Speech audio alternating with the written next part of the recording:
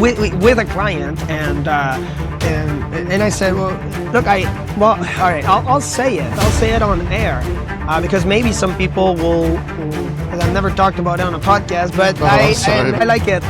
See, it's about survival. I still today sometimes sleep in different parts of my house. I still sleep in the closet. I still have these night sweat. I still have these moments that is very difficult. Especially as a man, it was difficult. It's still difficult to find a system for men to thrive and be successful. When you're asking for more, I was grabbing onto anything. To me, I grabbed onto the military when I was 17 years old, and I thought this would be enough. And I tried to, I remember going with my chief was always saying, because we were always being tasked in different mission operations, and all of a sudden there was something going on, we had to go for a weekend over there or a week over here, and all of a sudden I raised my hand, and I would be always the first guy in line. Hey guys, today's guest is DJ Tremblay.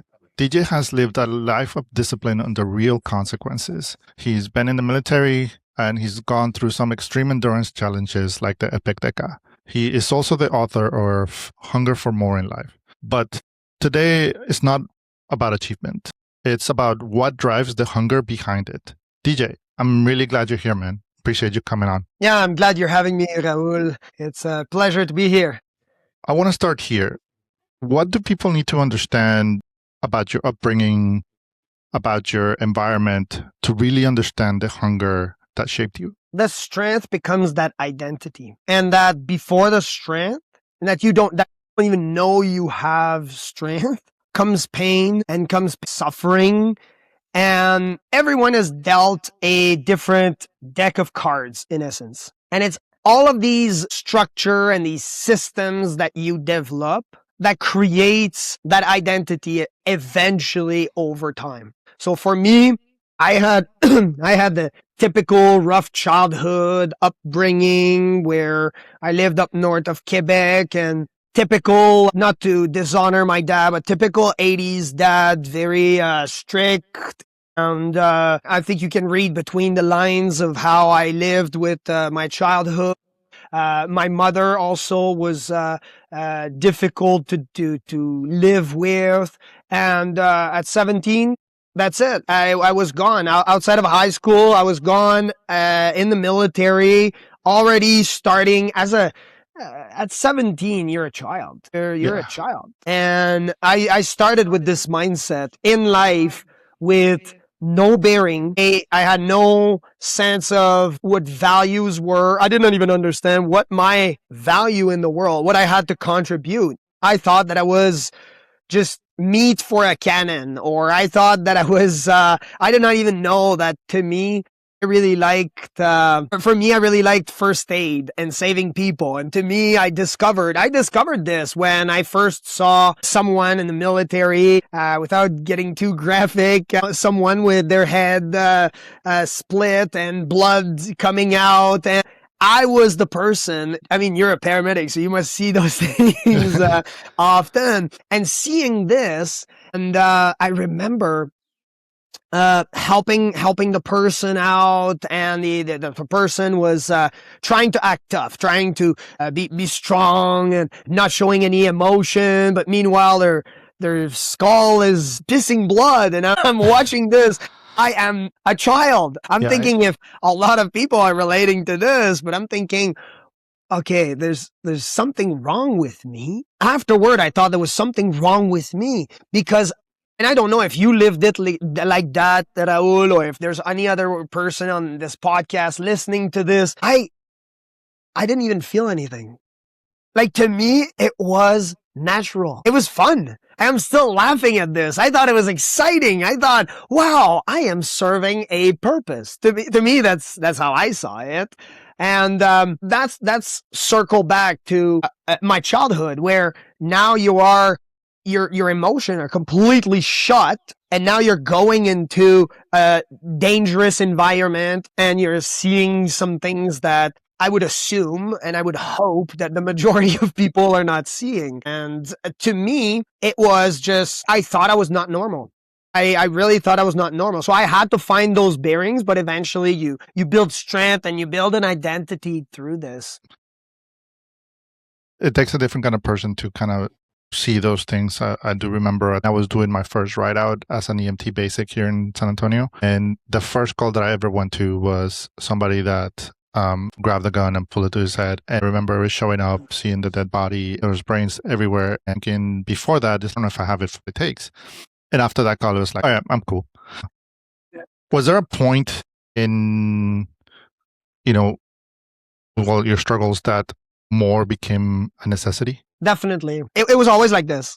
It was always like this. So with a tough childhood, a lot of people are trying to, the way I can point it is, it's like being in the water and you're drowning. So you're a child and you don't even know how to swim. You have no bearing, no direction, and you're trying to grab on to anything. In some cases, some people revert to crime because they're in that type of environment. So they see people having a structure, and then they revert to certain crimes, stealing or drugs or, and that's their lifestyle because again, they try to grab onto these things. And then I say to them, well, that shouldn't be your identity. You can change that because, well, I came, although I did not come from a background of selling drugs and stealing, to me, some people, I got caught stealing once and it was petty. We're talking about like a little egg and I regretted it immediately. I got caught immediately too. And I'm glad I got caught too. I'm glad I got caught too, because if I did not get caught, then maybe I would have kept on going and maybe it would have gotten worse at that time. And maybe I would have ended up with a criminal past. But for me, it was about the discovery. And when you're asking about, is there a time where it's more, is it the right direction for my life? That's why I'm going with people with crime. Well, try not to go into crime. That would be something that is, and a lot of, maybe even right now, social media are pushing it, where they're saying, well, this is a good thing for people to go into. You can make a lot of money. However, is that the path that you want to go into? And there are other paths. So this child, again, this analogy of this child just trying to reach out, and you're trying to reach out to people. And it's sad because a lot of the people, they're already having their personal problems. A lot of the people, it's, I want to take care of myself. I'm already in survival mode in my life. And if they would understand that a lot of the purpose as Christians, as even sometimes as a firefighter, paramedic, police officer, or even in the military, it's more about giving to the next person, helping the next person. It's rare the amount of people that go to war or even to work as a paramedic and think, well, I do it for the paycheck. I do it for myself. So why do we do it? Like, what's the mindset behind a person that is saying, I'm going to run towards a piece of metal that is thrown from a gun that is from the opposite team that wants to unalive me, and I'm going to run in the opposite What? It has to be that purpose is greater than that being, or it has to be that this person is suicidal. It's either one of the two. There must be something. So when you're asking for more, I was grabbing onto anything. To me, I grabbed onto the military when I was 17 years old, and I thought this would be enough. And I tried to, I remember my chief was always saying, because we were always being tasked in different tasks and mission operations. And if all of a sudden there was something going on, we had to go for a weekend over there or a week over here and everywhere.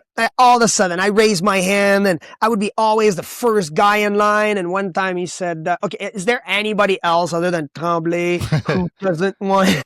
who wants to go? Because he's always the guy asking. And I think well, for me, I'm a Christian. So God is always telling you when is the time to pull the plug. He's always telling you, for people that are not Christian listening to this show, That's also something that you might be looking at in terms of maybe your nervous system is crashing, or the universe is telling you, or you can look at magnetic field. I'll stick to Christianity for now. Sometimes God just tells you, okay, this is the time.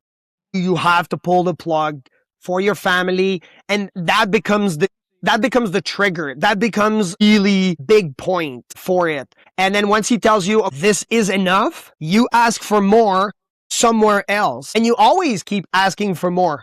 Because there's even with an equal pain, the way I could put it is an equal pain on one side of the equation is an equal value in terms of blessing that you can have.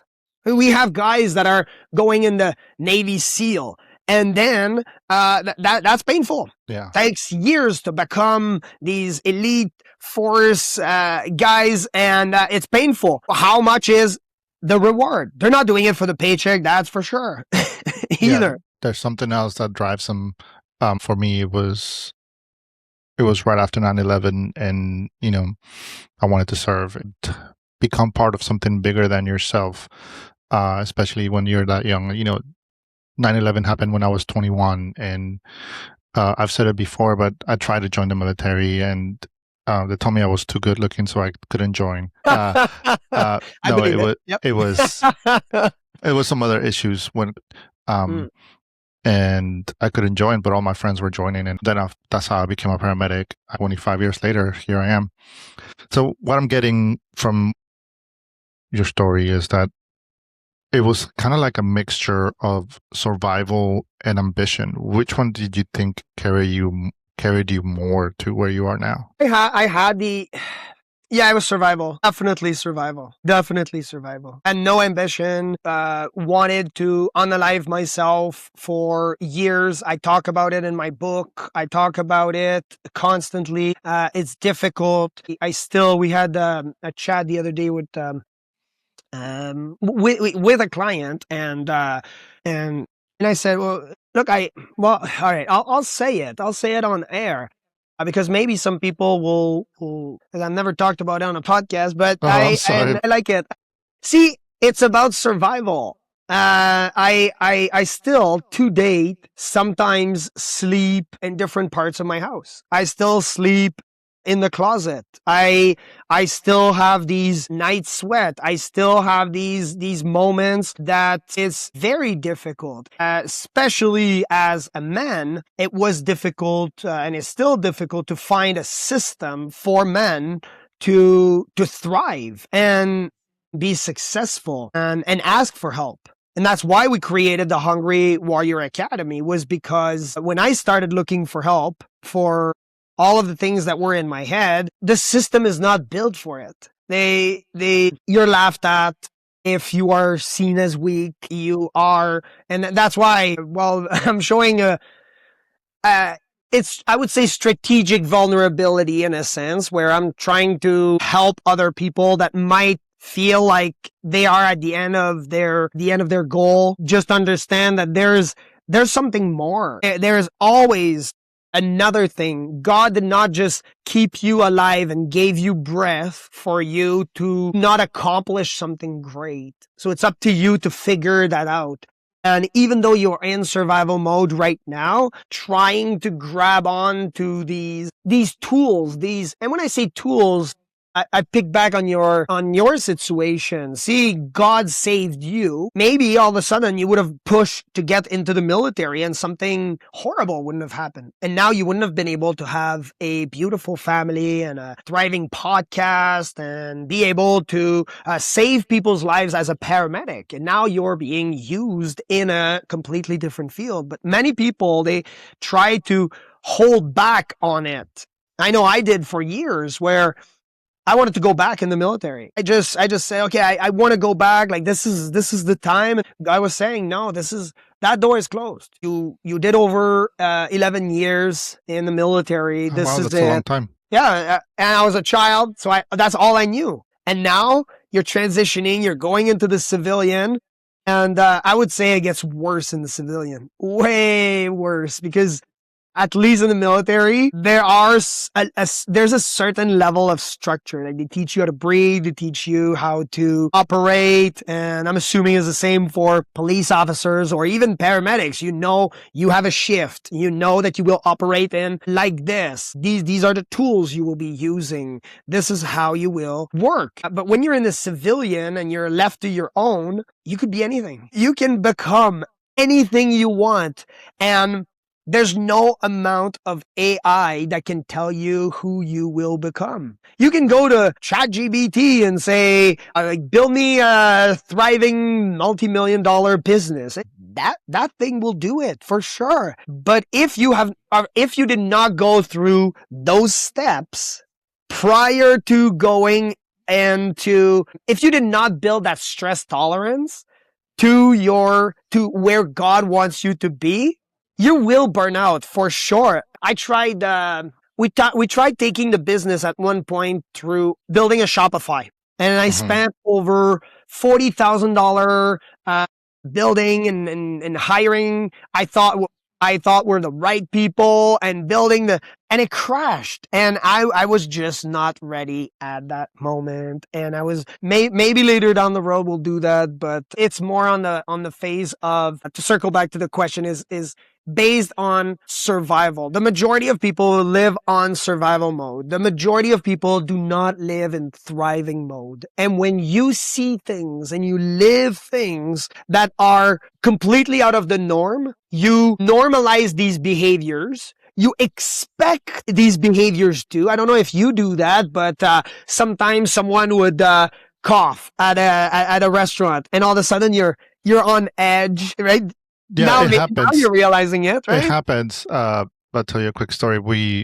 Well, first, I agree when, I'm a Christian as well. And I'm a firm believer that everything that has happened to me, whether it be good or bad, has been something for good. I wouldn't be where I'm at if it wasn't for believing in something bigger than myself in my church. And I wasn't always, I used to be atheist. But looking back, there's been a lot of times in my life where I wasn't getting the job, I wasn't getting promoted, I wasn't doing this. And then something else happened that everything aligned for that if I had taken those opportunities, I wouldn't have been available to take care of somebody. I'll give you an example. Like, it was early in my career, my dad ended up with colon cancer, and we come from a poor family. My dad used to do yard work, and my mom used to clean houses, and while they were trying to put us through school. And I was working, and then the jobs where I was working, I was 21, 22, so I was still kind of like idiot head. So I was drinking a lot and doing all the things that 21-year-olds do sometimes. And I got fired, and I couldn't find a job. And I tried and I tried and I tried, and I couldn't find a job. And shortly after, my dad got diagnosed, and I took over the business for my dad. Was available. Had I been able to get a job, I wouldn't have. And my dad got cancer, and I was able to take over the family and kind of provide the way my dad did, at 20, 21. It forced me to step up to being more of a provider and provide for my mom and my brother while my dad was incapacitated because of the cancer.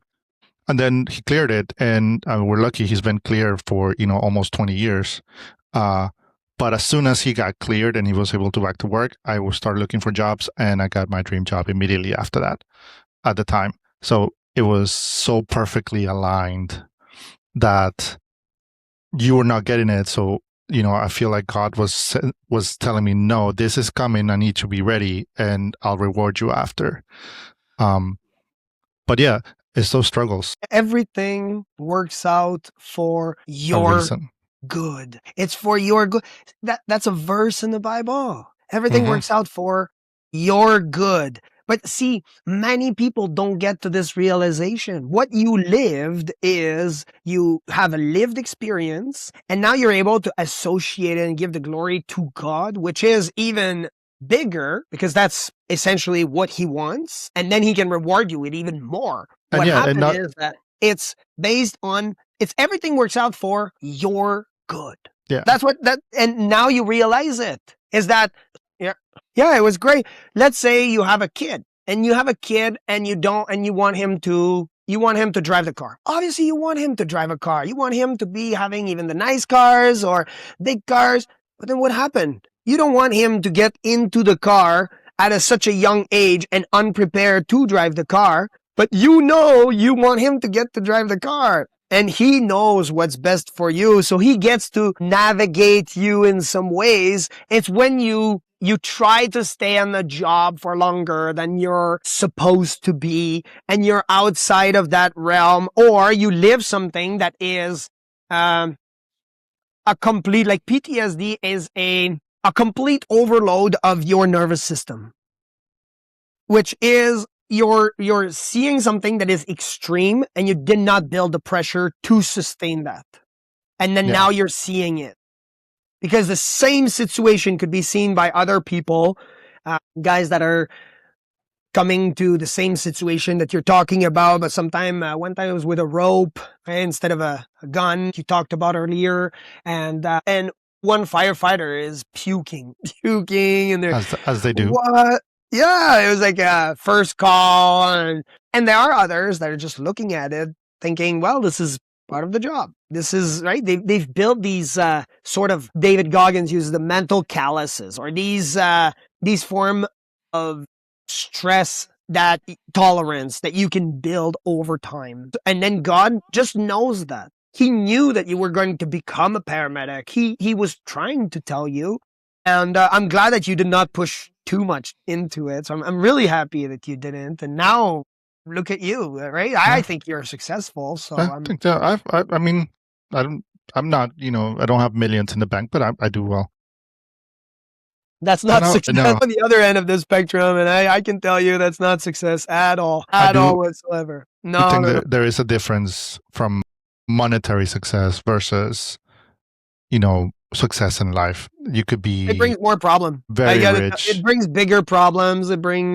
That's all it does. That's all money does. It just brings you bigger problems that are way more expensive. And it brings you a status that sometimes you're just looking to blend in, and then there's no blending in. It gets very lonely when you're very, very, very lonely. And you got to build up to that place. We've advised many kids of executives, and a lot of them did not build those mental calluses. So we have to put them through these challenges that you and I, to us, we would look at it and we don't even get phased about these things. But to these kids, it's life changing. And I'm surprised they don't even have PTSD. We're trying to put them through these form of these mental challenges. And we're talking about sometimes approaching girls. I mean, to them, it's mind blowing. Like, how do you, it's so stressful. To them, it's a stress. Yeah. To me, jumping out of a plane is fun. To me, there's nothing. But it shapes how a man sees life and how they see the self-worth. That I don't think they see the power that it comes from rejection and not rejection, or being okay with rejection. It could shape a man's life from that early on. And you're right. To me, I knew that would be something like, oh, okay, whatever. But, when you're 17, 16 and you're approaching, that's the biggest thing, the biggest gamble or the biggest thing of bravery you have done at that time, because it's hard. Yeah. These men, they think they're strong. And really, it's about holding it under pressure. Yeah. I do think one of my youngest kids, I was very happy because they were talking about something. They want to be an entrepreneur, and we're kind of guiding them through that process. Out of nowhere, they said, I know we're rich in family, but I also want to make money. Yeah. Which is good. It was for me, that was a compliment, because that means that we have a good family life and they feel safe and secure. And now that they have that, they can strive to do the other stuff, which for me was important. Let me move on to your book. Your book is titled Hunger for More in Life. When you wrote that, what did more, or what did hunger mean for you at that stage in life when you wrote the book?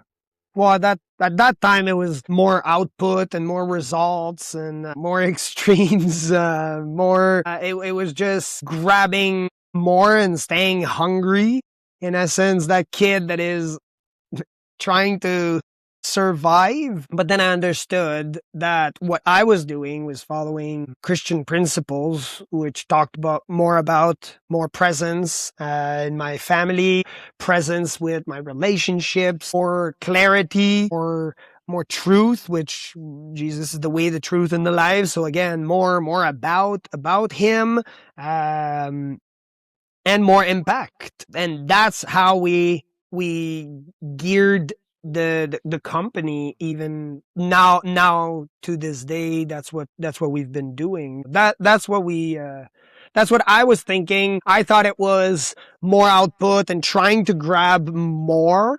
And in the process, because that's what I was thinking. I was seeing these successful guys. I thought, I will have more money, and then I'll be able to buy more houses and more cars and more, and take care of my family and travel and do all these things. But in the meantime, what my son was asking me was to be more present. And that's what I was giving him, because I incorporated him in all of my workouts. I was more present. Awesome. I was with him. Oh yeah, for sure. Yeah. Which kind of leads me to, the next question that I had for you. You built a life under endurance and hunger. How does that show up at home? How does that affect you at home? It takes a lot to run the decades, to do all the stuff that you're doing, building a company. Does that make sense? For sure. I would say that now, knowing what gets you to your end goal, I'm able to structure it a bit more. So I always advise people to take notes when these bad things happen. How are you responding? If all of a sudden you have a severe case of PTSD or a severe case of mental depression, and what led up to this? How did you fix it in that moment? And if you have these data points, then you're able to tolerate even more. And that's what create that endurance is over time, is that pressure that you're able to pack for longer periods. But the most important, the crucial part is creating these data points to understand how you are coping with it, so that you're not making the same mistake again, because you will make mistakes. Always. You will make mistakes. For me, I was snapping at my kid and just being angry, and kid is fine. Nothing was flying like towards him, and nothing hit him. But to me, I eventually purchased a second set of dishes, because I would break so much that I would purchase a set of dishes. So one is for eating, one is for normal day to day or bringing people over, and that's it. And then the other one is I'm going to break things. Like I right now we're in the kitchen. Like I have to break something. So in every room I had something that I knew I could break. So to anyone listening that does not live with depression, PTSD, or someone that has that in their close vicinity, that is completely insane. Please call the police. But to people that live this, they understand. I'm not hurting anybody. My son is seeing a certain type of outburst, but he's seeing a controlled outburst. So, and in a way, I saw it as that strength. But again, regulated strength is the ability to stay open under pressure, not just composed, but to know that this is the item right now that I'm grabbing that I will throw or that I will break. If I have to buy a giant box of pen, and when I get angry, I just break a pen, and I'm not hurting anybody. So this is more of a controlled environment. You're breaking something, definitely. Is it your money? Well, you can use your money. You can do whatever you want with your money, but you're doing it in a controlled environment. Eventually, you'll figure out that there's other ways to do it. So for instance, for me, it was I discovered cold plunges. I discovered that it helps regulate the system. So now I started jumping in the snow in my underwear, which my son thought it was completely ridiculous at first.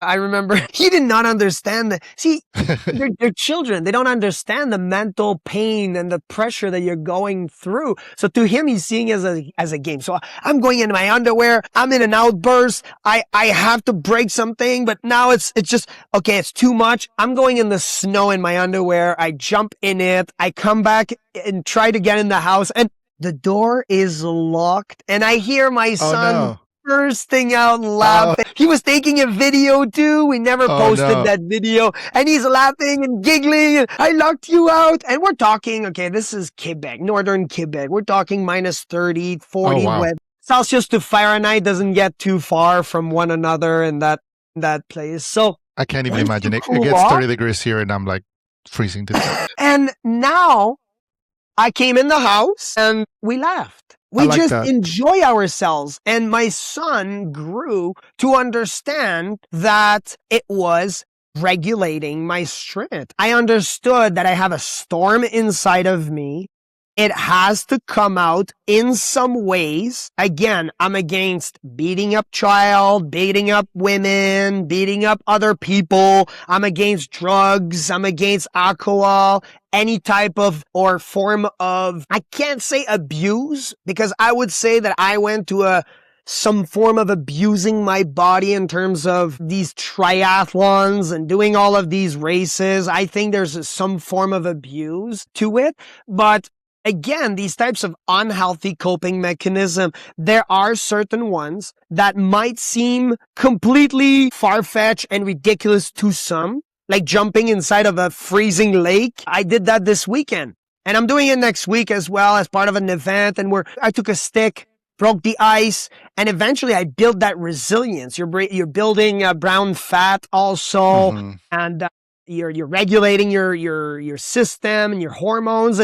And boosting your testosterone. So again, huge benefits. But now I build up that endurance. And to your question, it trickles down to the business. Why? Because I said it at first, because I looked at these data points. I understand the structure. I created these systems, and now I'm able to make the needle move much faster in any other form. So that's the way that I could put it.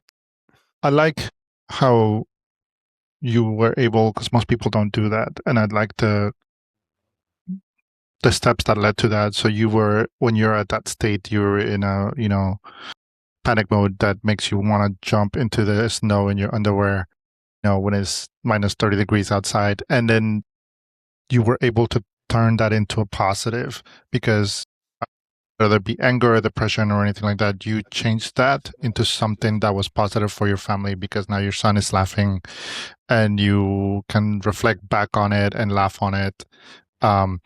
So I think for him, it might have been like something that bonded you guys together versus something that could have been negative, and it completely got spun around to something positive. I do like that part of that story. You cannot answer my next question with what you said. I was going to ask like if there were moments that your version of achieving more wasn't the version that your family needed, but it sounds like you already kind of have that figured out in the way you develop your strategic stress reliever and relieving systems, like breaking a glass or jumping in the snow. Yep. And it didn't slow you down to achieve all the things that you did. But if you had slowed down, who do you worry would have been disappointed from not, let's say, going after the things that you wanted to do? At the time, I understand it was selfish and I wanted to do it for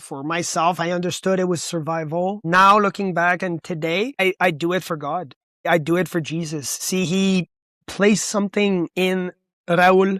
He placed something in your kids. He placed something in your wife. He placed something in all the listeners. He placed something in a gift for me to share with the world, whether it's being on this podcast or about again, I don't advise people to just go buy the book, or this is not a sales call. It's more on the sense of God placed something in your life, and that disappointment would have come later on when you're on the other side and you're talking to God, and he says, see, I wanted you to become that. This is what I had for you. And you go, have you ever heard someone, Raul, in your life saying, Raul is full of potential. Look at this. This guy, he has that potential. I can't really that potential is the potential energy of God. God is saying, Raul, I want you to be X. And then that X is you. You have that power. You have that power to just turn on the switch and make it happen. But many people just never turn on the switch.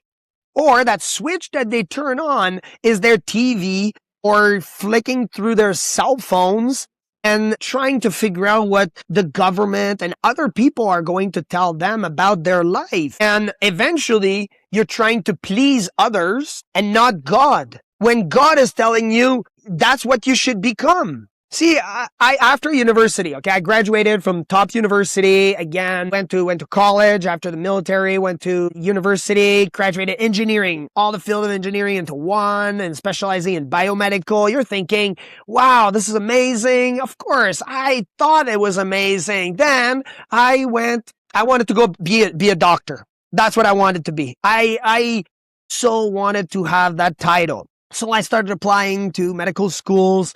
And then suddenly, my favorite moment, there's a medical university that accepted me. And I immediately paid for my seat. You have to reserve your seat, and then you can think about it. And if you show up, you show up. If you don't, then, well, if you show up, you pay that fee that you have left. That is, so I paid thousands of dollars to reserve my seat. And all of a sudden, I pray to God. And God says, nope, you're not going to medical school. And I said, God, you're telling me, so I'm the type of guy who sometimes, I would say, fight with God all the time, telling him, I want to be this guy. I want to be a doctor.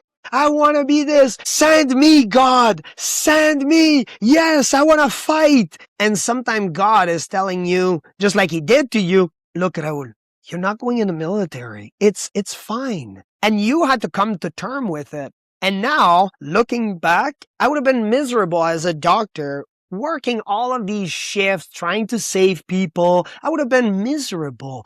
And now I shifted and I became a naturopath practitioner where we have medical machines where I use my engineering and the naturopathic ways, which is more of an approach on lifestyle. I know so much about nutrition and the human body and how to prevent certain types of health problems as a result of now the schooling that I went in as opposed to going to a doctor. Now, being a doctor is fine, but as for me, God had said, I'm closing this door, JD, for a reason. I'm protecting you. And to me, it was very, very difficult to adapt to that situation. So I would say, and I'll send, cause we built a book for your audience, and we'll give it to you for free. So we'll send it off. And the way I could explain it is it's an acronym called STRONG. Okay. So that's the way that people could look at this whole situation, and it gives them I know in the paramedic and police and military, we like acronyms.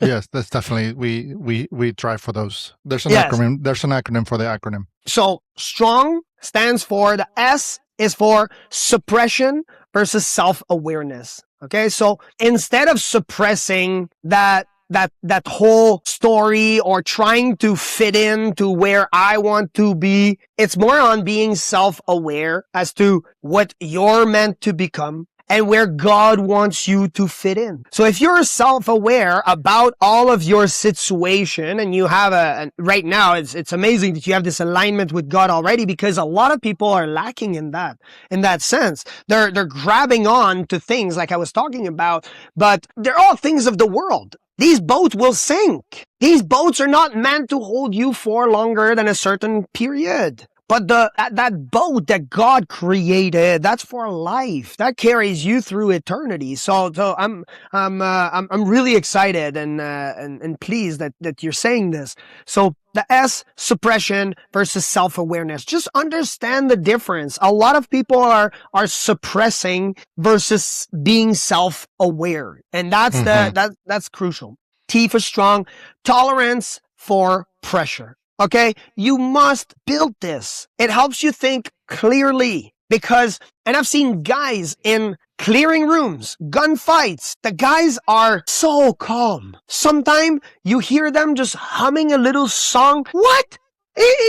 You're what? And I'm sure that you do this now as a paramedic. Why? Because you've been on calls. What is the worst thing that you've seen?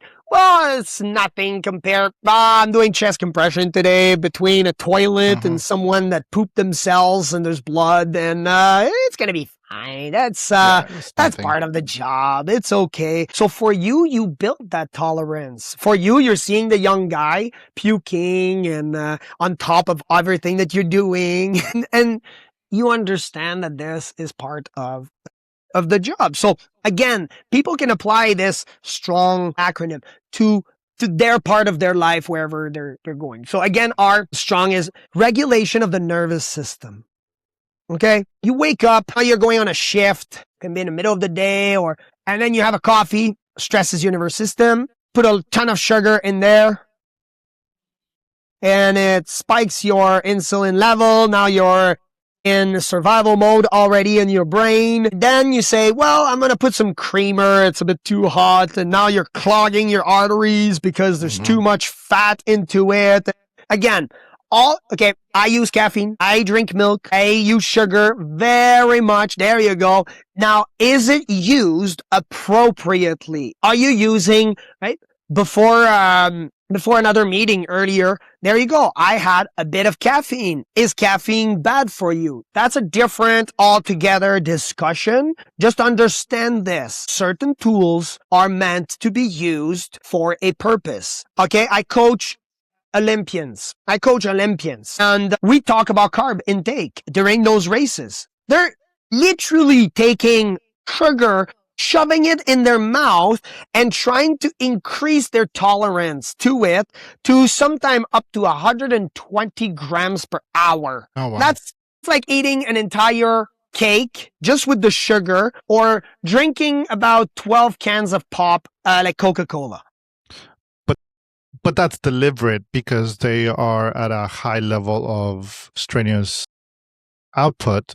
So therefore they need more of that sugar. So that's how they are using it as a tool versus I'm just going to, if I wanted to drink that much sugar and then I'm going to go sit in the couch and watch Netflix, it's not the same level. Exactly. Like the guy that is going to be a paramedic all of a sudden wakes up, has a coffee. Why did you have a coffee? Why? Just ask the question. Is it because you're tired? Is it because you are eating? So again, coffee, not bad. If you're drinking the coffee, and I'm using paramedic because you're a paramedic and that's it, well, right? But I could use any other analogy. Why are you doing this? How are you regulating that nervous system? Because if you're in a high stressful environment, if you're a police officer, if you are a firefighter, I'm a volunteer firefighter in my village right now. And if I show up on the call and I'm like this, you don't see a firefighter that is running. You don't. We don't run. Nope. We run during our events and but we're not dressed in firefighter. When you are a firefighter, it's highly unlikely that you will be running unless the building is collapsing and you are trying to evade a situation. It is, again, movie-like if you're running. So the way to regulate, you need to have a regulated nervous system once you get to these calls. If you do, then you'll be even more calm than you already have the tolerance that we talked about in the T, which is tolerance. So regulation of the nervous system, very important. What helps? The best tool, sleep. Yes, 100%. That's what I'm saying. Sleep.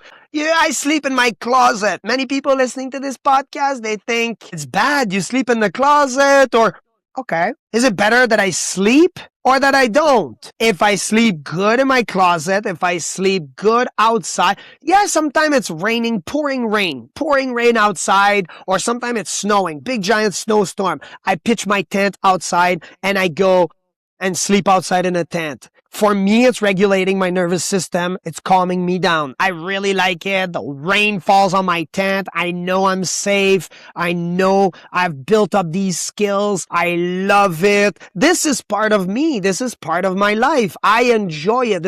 But to some other people, see the same way as caffeine, they would be in a tent moving left and right. They would never be able to sleep. Mm-hmm. There's water pouring and they would never be able to be in these types of situations. It's freezing cold, -30, jumping in a pool. I can. I like it. So again, nervous system regulation or regulation. Yeah, that's something that, at least in my field, it's very difficult to accomplish. Not necessarily the regulation. There's ways. I think I have come to a good standard for my sleep and regulation, my nervous system. But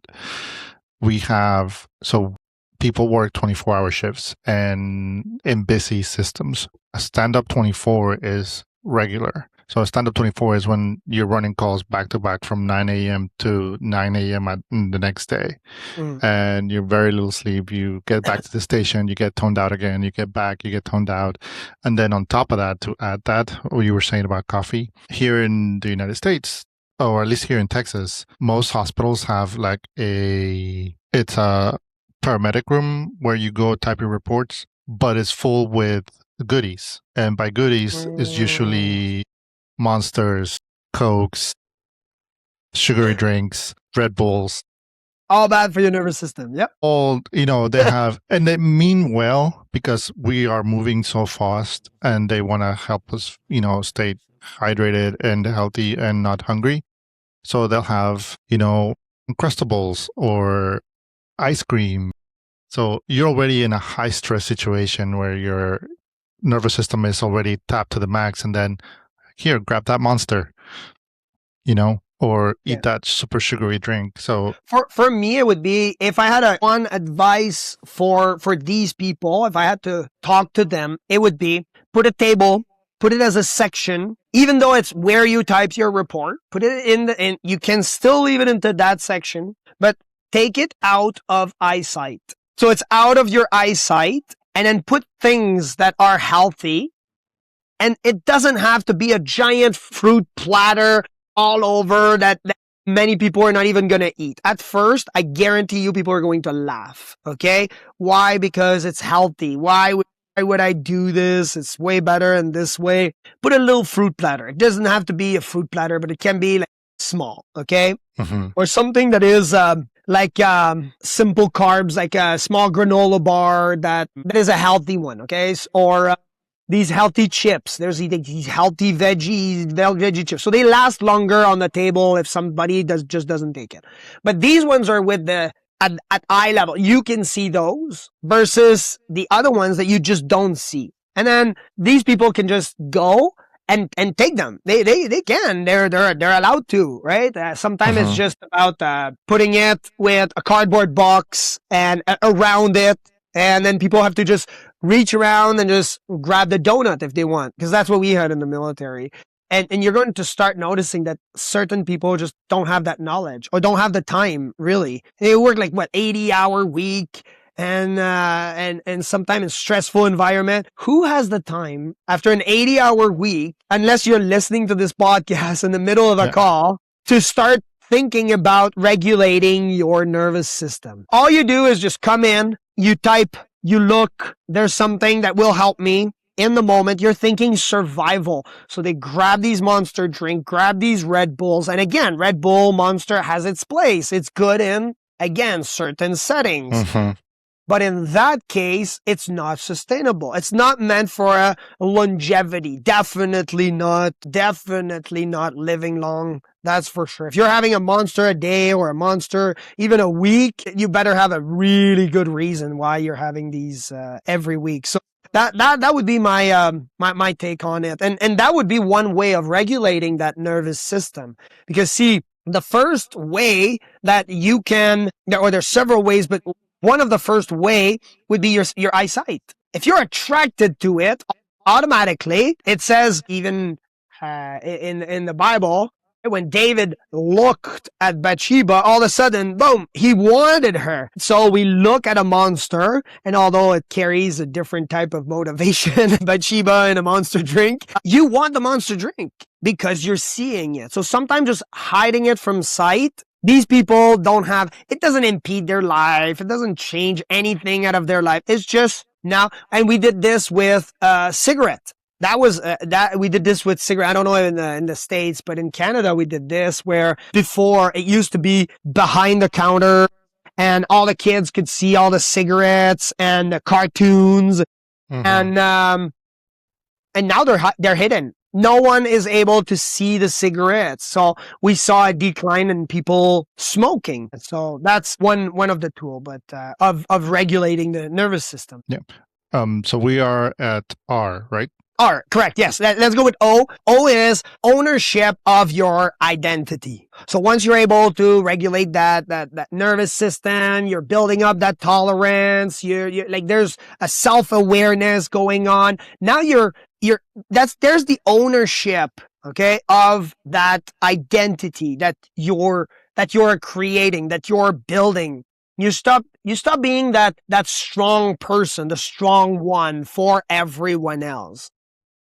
You define that strength either for yourself, because that's what you want to become. And if you don't want to do it for yourself, you're being strong for what God is calling you to be. Essentially like David and Goliath, where David was strong because not because of his brothers or because he wanted to save everybody else. He just looked at it and said, you're not being a nice man to my God. So I will take you out. In essence, that's the gist of the story. So he had this ownership. Now, going back to, say, David in the Bible, see, David owned his identity so much that even when Saul gave him the armor and said, well, use my armor because you're a soldier. You're going to fight. His identity was in Christ. Well, Christ wasn't alive, but I'm sure you get the idea. It wasn't God, which, anyway, so 3 in 1. Anyway, so his identity was in God. And he said, well, God created me not to fight with this armor, and this armor is way too heavy anyway. God gave me that skill. And that skill is to use that sling and these little rocks and make something out of it. So God can guide everything that you do. Don't think that you are less of a person because, well, look, I'm a paramedic, but I could have become a military super special tier 1 operator, Delta 4. Okay, all right. Thank you. You own that identity and God gave you that identity and you became, I don't know you, but I know that if you are not a good paramedic, they'll kick you out. They'll get rid of you. So you are a good paramedic. So thank you for your service. Thank you for protecting the people of Austin, Raul. Thank you. And now you own that identity, which is O. And many people think, well, I can do more. I can do more. I can do better. How about this? Own that identity is the O. And non-negotiable truth. It's non-negotiable. You're dropping that performance, all of this mask. You're disciplined. You're following a structure. You're following a system. There are non-negotiables. For some people, and I've seen guys working 80-hour week and still making it to the gym. Why? Because it was part of their non-negotiable. Now again, I also have executive people who talk to me and they say, I really don't like working out. I hate it. And I say, don't work out. We'll work on your nutrition, your sleep. We'll keep you healthy. You don't have to go to the gym. But for someone like me, for JD Tremblay, I can tell you, Raul, this is mandatory. Yesterday... Working out mandatory? Mandatory. 100%, Raul. 100% for me, for JD. This is mandatory. This is part of my non-negotiable. My son knows it. He has to be, I say it maybe in a crude way. I say, I'm going in the car and I'm going to the mountain, I'm going hiking. It doesn't have to be a big hike I'm going to work out. Okay. Sometimes it's a small workout. Sometimes it's longer. Sometimes it's harder, but there must be a workout for sure. I tell my son, you better be in the car or I'm gone. That's it. You're at an age you can stay at home. You want to stay at home? I'm fine with it. But if you're in the car when I leave, then you'll come with me. Otherwise, that's it. That's you're it. gone. And he was doing it when he was a kid. When I got approved for the Epic Deca, I was going through some difficult time, but I got an email and I told my son, you better be in the sled. And I'm pulling you. And if not, I'm not using the sled, but I'm gone. Like right now, I have to go for a run. And he loved it. And kids get to know that environment that you're building. Non-negotiable could be going to church. It could be what are your non-negotiable that will make the needle move much more in your life. Okay, and then the last one or G for strong is generative strength. Okay, because in what way? Well, because once you build that tolerance, you're able to build that strength.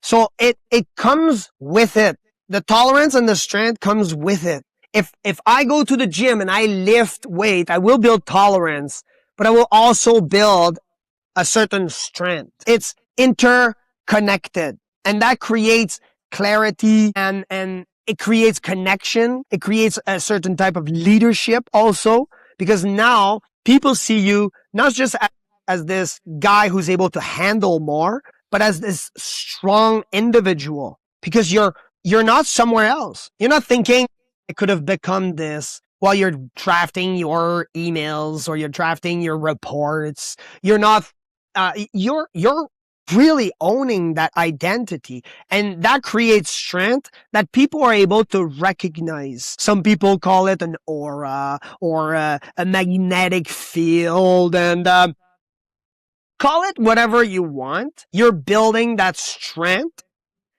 okay, that will carry you for not just longer, but for more intense, I want to call them mental workouts, or for longer periods. That's the way, because really that's what leadership is. You want to see that person that is leading you, right? Imagine that when you were that little kid or that guy going into your first call, you wanted that strong person beside you to know, I can handle this situation. This is what's going to happen. I'm going to be strong enough to handle this situation. And that's what become that generative strength, that strength that you're generating it regardless. If you're transferring potential energy to kinetic energy, you're transferring an energy in some cases. So you're generating something. So once you are making these movements, following the structure, you're generating essentially strength for your character, because you're building that character. Yeah, I agree. That's a very good insight, because you have to develop those systems. I like the acronym. I think it will be beneficial for a lot of people that are listening.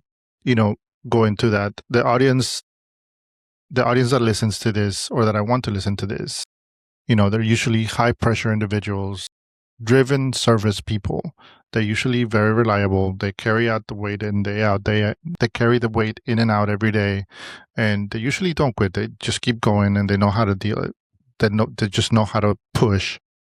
How does someone like that know when their hunger is aligned versus when it's just compensating? Your system will be able to handle, and the system will be created to make you fit into that mold. For example, for me, I wanted to be, my parents told me, you're good at everything. I wanted to be, so I started playing basketball.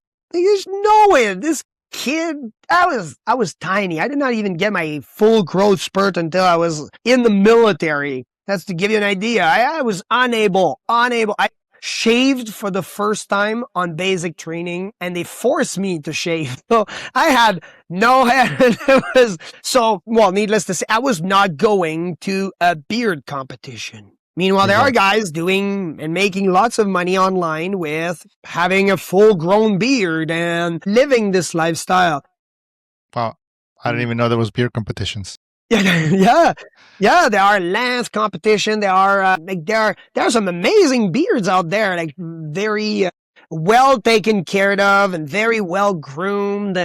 So there are beard competition. Yeah, it's well, I think in the States you can have competition for But anything. everything.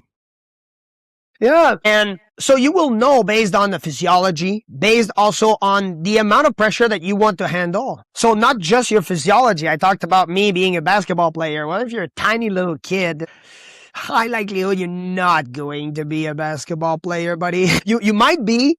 I can encourage you, but it would be better if I would encourage you to maybe be in another sports, which again, are you tolerant? One of my clients, not able to, it's a chore for him. One of his non-negotiable that I put for him is he has to go for a 20-minute walk a day. It's a walk. There's nothing pressure to it. We're not talking about an overweight person. We're talking about a healthy human being, very healthy, makes really good money.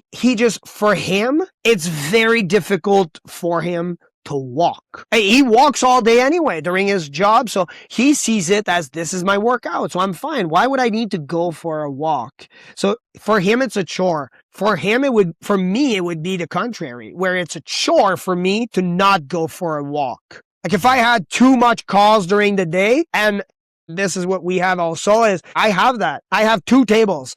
One of them is I have my bicycle on a treadmill, like a bicycle that I can bike, like a stationary bike. Okay. And I have a table for it. And then I also have a table on my treadmill. So if all of a sudden I run calls that are too much, I have to work out. That's it. There are certain calls I will just make while I'm walking, or it's part of me. It's a non-negotiable. That's it. Right now I'm focused. It's only Raul and I. I'm glad to be here. Different type of mindset. What are you tolerant to do? For me, being a paramedic, and I loved it. I loved doing search and rescue with the military. I loved seeing blood. And when I say love, I mean, it's exciting. Yes. Exactly. It's exciting. I'm not happy for these family at all. I think it's tragic, and I'm not showing up with a smile. I'm showing up fully professional. It's just that, like you said, it's exciting for us to do these types of things. You're seeing a couple of cars piled up, and you're seeing people, and you're living your purpose. God placed you in this position, and I get the mindset for it. And then you come back home and you get these night sweat, these night terrors. You relive the situation and you think, why didn't I get the pump? Or why didn't I prepare this bandage instead of doing this? Or why? These things happen, and now you have to live with the consequences. And it gets worse when someone passes and it's under your watch, and it's really, really a stressful environment. But psychologically, I'm telling you, Raul, there are a lot of people that would listen to this podcast and they would say, I'm having PTSD.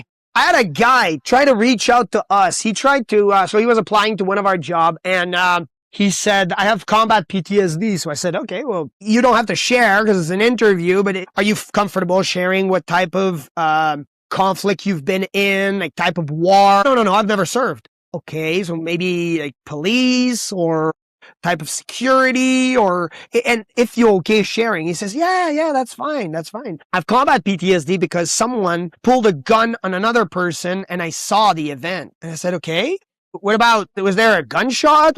Can I ask? Or you can share if you want. And nope, no gunshot, just pulled a gun and threatened the person, and now I have combat PTSD. Now what? I like that.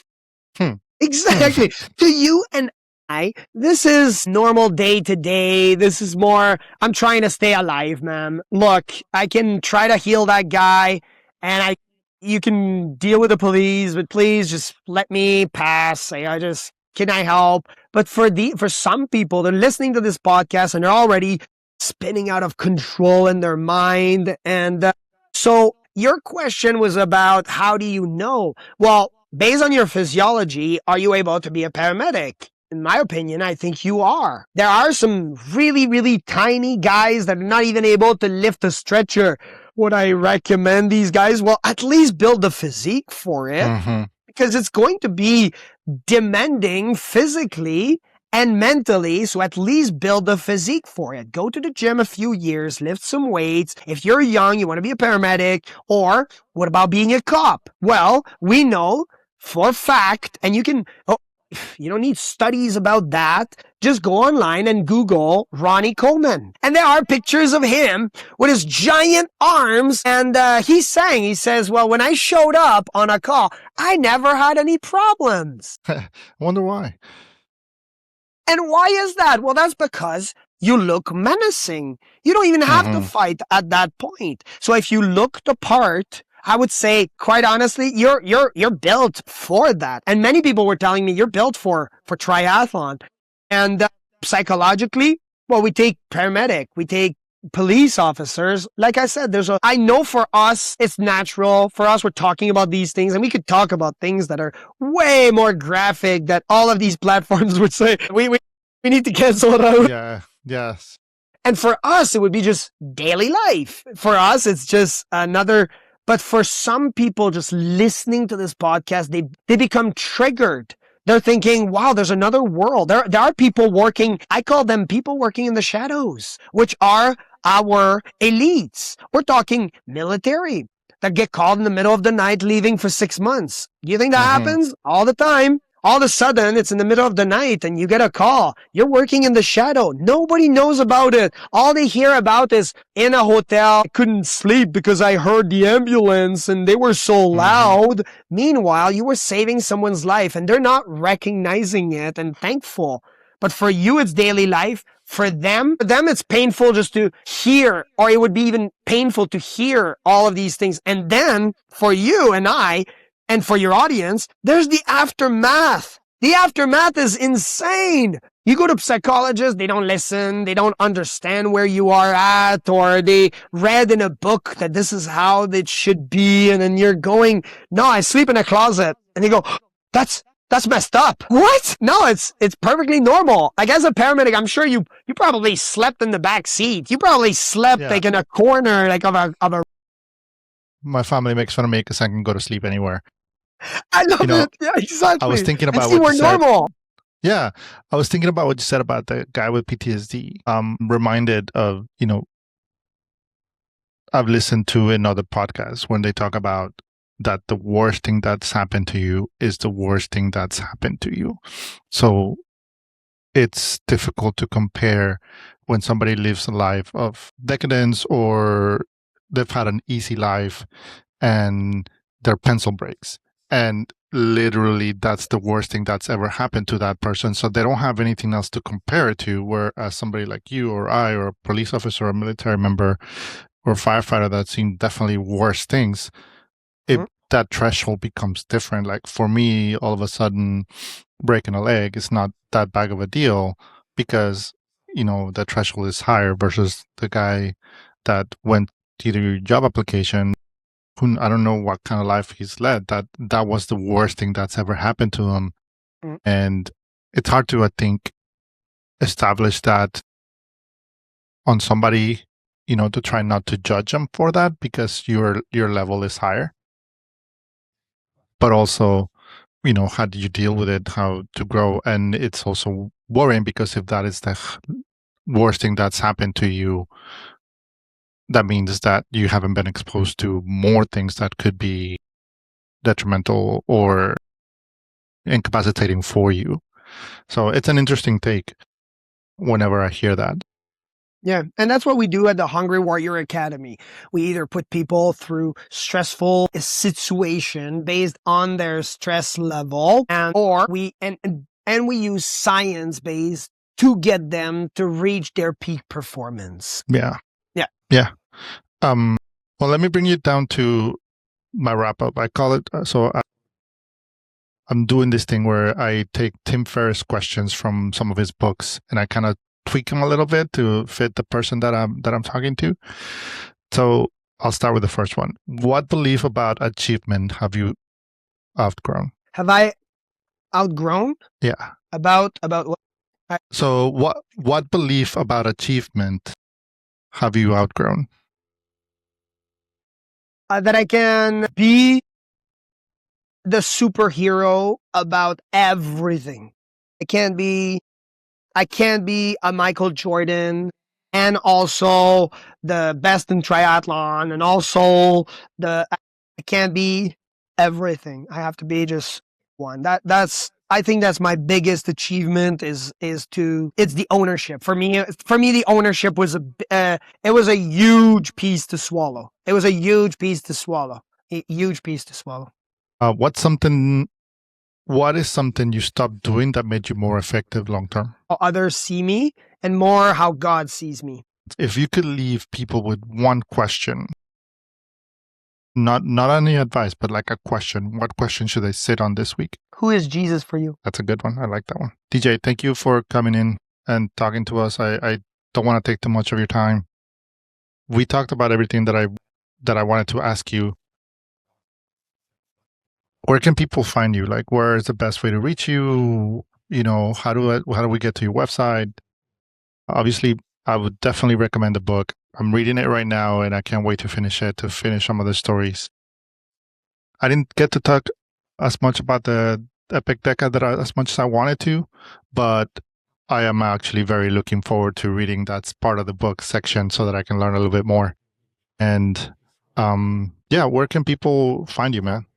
hungrywarrioracademy.com. That's for people, for men that want to achieve the next level in their life, get the higher level. Again, we use scientific methods to reach to that level. When you come to the center, no one's going to yell at you. There's no profanity. This is a center where I'm a naturopath, so we use, and also an engineer. So we have medical machines that help people see data points that they might not witness in other certain type of coaching. And then we also use the methods where we have pillars for strength and like physical, for mental, and also spiritual pillars to help men achieve that higher performance in their life. So it's in person. Is there an online option, or do you have to go to? Correct. So we have certain books. We have online courses that people can sign up with, sometimes as groups or alone.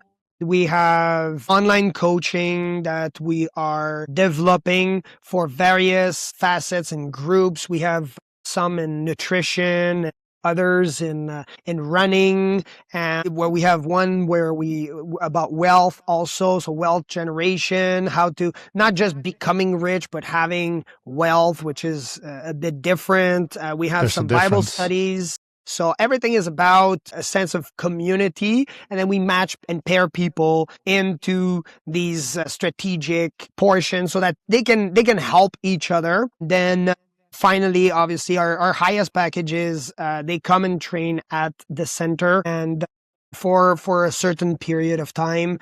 And if people just want to come and get an assessment, we also do this, but that's for people that are more on the local side, and then they can get an assessment where we check. Again, we have lots of medical machine. We test we test their entire body, and not just at the superficial level.